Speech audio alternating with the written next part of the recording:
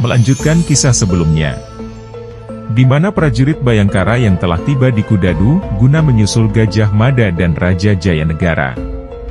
Kedatangan mereka disambut oleh Gajah Mada dengan penuh kebanggaan. Melihat ketidakberadaan Risang Panjer dan Mahesa, lantas membuat Gajah Mada bertanya kepada Lembang Laut.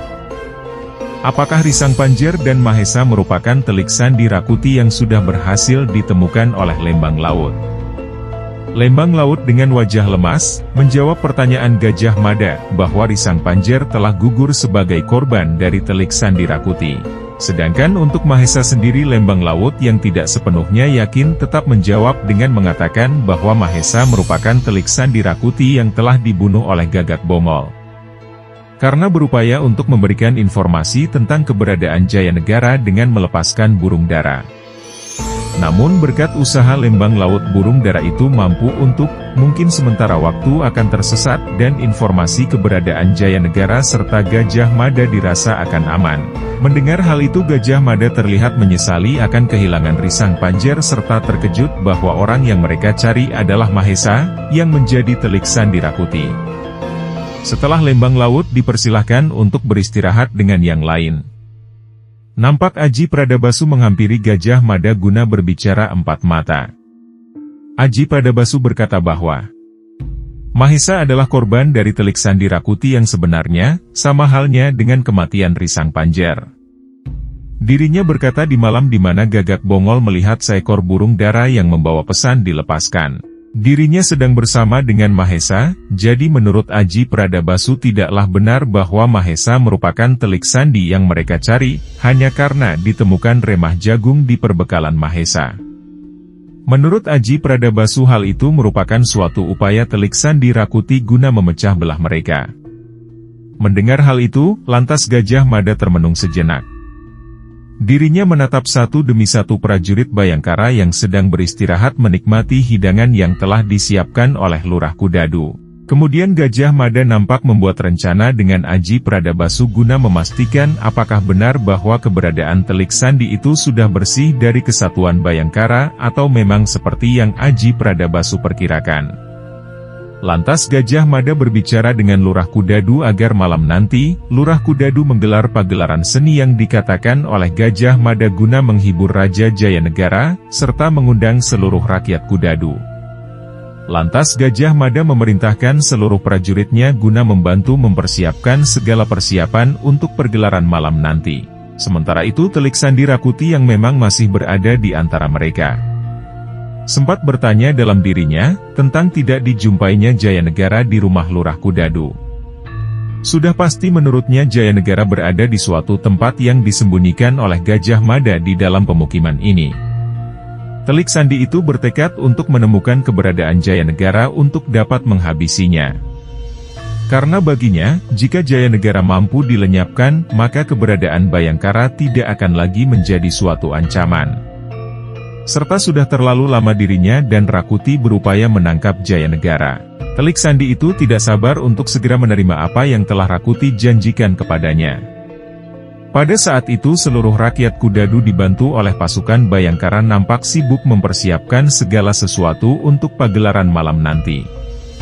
Malam pun tiba, suara gamelan yang menghipnotis siapapun yang mendengarnya, membuat kepala turut larut bersama irama gamelan yang ditabuh.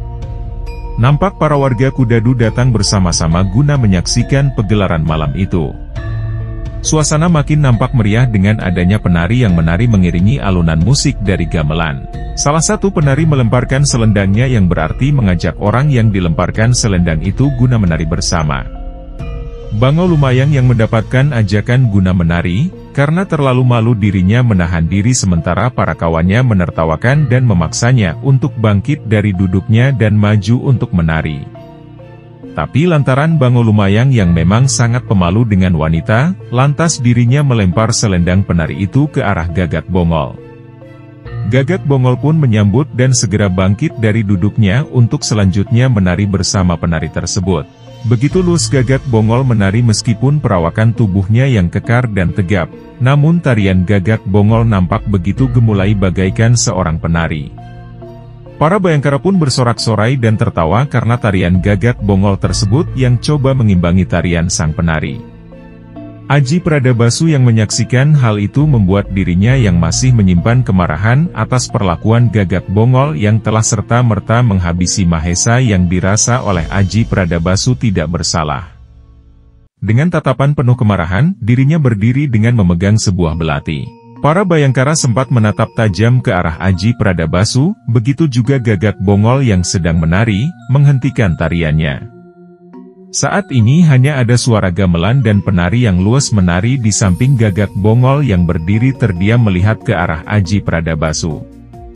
Tiba-tiba Aji Pradabasu melemparkan belatinya ke arah pementasan di mana Gagak Bongol berada. Gagak Bongol yang terkejut, sempat ingin menangkis belati tersebut. Namun ternyata arah belati itu mengarah ke pohon di belakang Gagak Bongol, di mana mengenai seekor tokek.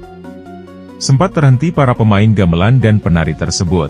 Lantas Aji Pradabasu berkata bahwa suara tokek itu mengganggu keindahan suara gamelan yang sedang dinikmatinya. Lantas untuk memecahkan suasana Lembang Laut menyuruh Gajah Enggon guna maju turut menari. Dengan itu suara gamelan dan para penari serta pagelaran pun kembali dilanjutkan. Adapun Aji Pradabasu pergi meninggalkan kerumunan warga dan rekannya yang sedang menikmati pagelaran malam itu. Tidak berselang lama, dari rumah seorang penduduk yang berada di sebelah tepat di mana pagelaran itu berada, muncullah Lurah Kudadu dan Gajah Mada, menghentikan pagelaran sementara waktu, guna mempersilahkan Raja Jayanegara yang juga keluar dari dalam rumah itu, untuk menyampaikan beberapa kalimat. Raja Jayanegara berterima kasih atas sambutan hangat dari para warga Kudadu, serta menceritakan segala sesuatu yang terjadi di kota Raja. Lantas Gajah Mada juga bertanya kepada para warga, akankah para warga keberatan dengan keberadaan Raja Jayanegara di sini? Sontak para warga berkata mereka tidak keberatan. Dan Gajah Mada kembali berkata apakah para warga keberatan jika Raja Jayanegara meminta mereka melindunginya di mana sebagai gantinya keselamatan mereka akan terancam oleh Rakuti. Kemudian para warga berkata bahwa mereka tidak akan keberatan, bahkan jika harus mengorbankan hidup mereka demi sang raja, mereka semua siap melakukannya. Mendengar hal itu Raja Jayanegara merasa tersentuh, dirinya kembali mengucapkan terima kasih kepada semua warga Kudadu. Lantas meminta mereka melanjutkan pagelaran yang berlangsung, sementara dirinya karena sedang merasa tidak dalam kondisi yang baik, akan mendengarkan alunan gamelan sembari beristirahat di dalam rumah salah seorang penduduk Kudadu. Telik sandi Rakuti yang mengetahui keberadaan Jayanegara di rumah tersebut mulai terbesit di benaknya guna menculik Raja Jayanegara sebagai tawanan guna dapat meloloskan diri. Namun keberadaan Gajah Mada dan Lurah Kudadu di dalam rumah tersebut, membuatnya ragu. Sebelum akhirnya nampak Gajah Mada dan Lurah Kudadu keluar dari rumah tersebut, yang berarti saat ini Raja Jayanegara seorang diri. Di tengah pagelaran tersebut, di mana para penonton menikmati alunan gending dan makanan yang disuguhkan dengan beberapa tuak sebagai pelepas dahaga. Bayangkara Singaprapen nampak bangkit dari duduknya guna mencari tempat untuk membuang air seni. Sementara kini giliran Gajah Mada yang mendapat lemparan selendang penari guna maju dan menari bersama. Tidak disangka, ternyata Gajah Mada juga sangat piawai dalam menari. Nampak Gajah Mada begitu semangat meladeni para penari yang menggodanya. Kelakuan Gajah Mada itu membuat malam yang makin larut di Kedemangan Kudadu, penuh dengan kemeriahan para warga dan Bayangkara yang menyoraki Gajah Mada yang sedang bergelut tari dengan penari yang sangat cantik dan menggoda. Tiba-tiba, terdengar pergelutan dari arah tempat Raja Jayanegara berada. Sebelum akhirnya terdengar pintu rumah penduduk tempat di mana Raja Jayanegara terbuka seolah ditendang paksa. Suara gamelan dan kemeriahan malam itu terhenti. Semua mata tertuju ke arah rumah penduduk di mana Raja Jayanegara berada. Sebelum akhirnya keluarlah Raja Jayanegara yang didekap dengan pedang berada di lehernya. Semua orang nampak terkejut termasuk Bayangkara. Ternyata Raja Jayanegara sedang didekap oleh Bayangkara Singaprapen. Para Bayangkara yang lain dengan sigap mengepung Singaprapen yang sedang menyandera Raja Jayanegara. Dirinya meminta disiapkan seekor kuda untuk pergi bersama Raja Jayanegara. dan meminta para Bayangkara tidak bertindak gegabah karena Singaprapen tidak segan untuk melukai ataupun membunuh Raja Jayanegara. Gajah Mada yang berada tepat di hadapan Singaprapen yang mendekap Raja Jayanegara berkata kepadanya. Gajah Mada sungguh tidak menyangka bahwa Singaprapen merupakan telik sandi Rakuti yang selama ini mereka cari. Gajah Mada juga berkata mengapa begitu tega Singaprapen mengkhianati mereka. Menjual diri kepada manusia seperti Rakuti. Mendengar hal itu Singaprapen tidak bergeming. Sebelum akhirnya tiba-tiba, dari belakang Gajah Mada muncul Raja Jayanegara dengan pakaian seperti penduduk biasa. Hal itu membuat kaget Singaprapen, namun seketika raut wajah Singaprapen seperti seorang yang sedang terhunus belati. Di mana sosok yang didekap Singaprapen berhasil meloloskan diri, ternyata itu adalah Aji Pradabasu yang menyamar dan menggantikan raja di dalam rumah penduduk untuk menunggu hal yang memang sudah direncanakan dan diantisipasi oleh Gajah Mada. Sembari menahan darah yang terus keluar dari perutnya akibat tusukan Aji Pradabasu, Singaprapen yang sudah tidak berdaya dan tidak ada jalan untuk lari. Dengan itu Gajah Mada memerintahkan dirinya untuk menyerah.